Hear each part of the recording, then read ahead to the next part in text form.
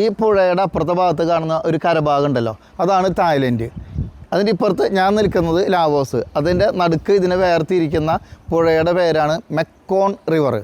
ഇതിൻ്റെ ഒരു പ്രത്യേകത എന്താണെന്ന് വെച്ച് കഴിഞ്ഞാൽ ചൈനയിൽ നിന്ന് ഇത് ഉത്ഭവിച്ച് കംബോഡിയയിലാണ് ഇത് അവസാനിക്കുന്നത്. ഏകദേശം 5000 കിലോമീറ്റർ ദൂരത്തിലാണ് ഈ പുഴ ഒഴുകുന്നത്. ചൈനയിൽ നിന്ന് ഉത്ഭവിക്കുന്നു, മ്യാൻമർ, നമ്മുടെ ബർമ എന്ന് പറയുന്ന അതിലെ കടന്നു വരുന്നു, തായ്ലൻഡ്, ലാവോസ്, കംബോഡിയ, ഈ 5 രാജ്യങ്ങളിലൂടെ വെള്ളം ഒഴുകിയിട്ടാണ് ഇത് കടലിൽ എത്തിച്ചേരുന്നത്.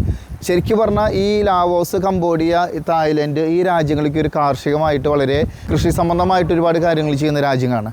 അവരുടെ ഒരു കൃഷിയുടെ ജീവനാടി എന്ന് പറയുന്നത് തന്നെ ഈ ഒരു പുഴയാണ്.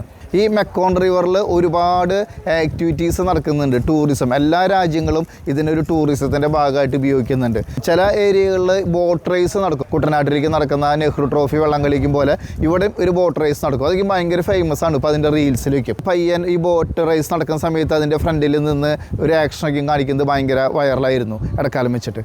ആ മത്സരങ്ങളൊക്കെ നടക്കുന്നത് ഈ മെക്കോൺ റിവറിലാണ്. ഇത് ശരിക്കും പറഞ്ഞു കഴിഞ്ഞാൽ ഇതിൻ്റെ ഒരു ദൂരം, ഇതിൻ്റെ വലുപ്പവും കാര്യങ്ങളൊക്കെ വെച്ച് നോക്കി കഴിഞ്ഞാൽ ഇത് ഏഷ്യയിൽ 3-ാമത്തെയോ 4-ാമത്തെയോ ഏറ്റവും വലിപ്പം കൂടിയ റിവറാണ്. ഇതിൽ പറയുന്ന ഇത്രയും രാജ്യങ്ങളുടെ ഒരു കുടിവെള്ളവും അതേപോലെ തന്നെ കൃഷിയും കാര്യങ്ങൾക്കും ഒക്കെയും ഉപയോഗപ്പെടുന്നത് ഒരു റിവറും കൂടിയാണിത്. അപ്പോൾ ഇങ്ങനെ യാത്രയിൽ ഒരുപാട് കാഴ്ചകൾ കാണാം. യാത്രയാണ് ലഹരി.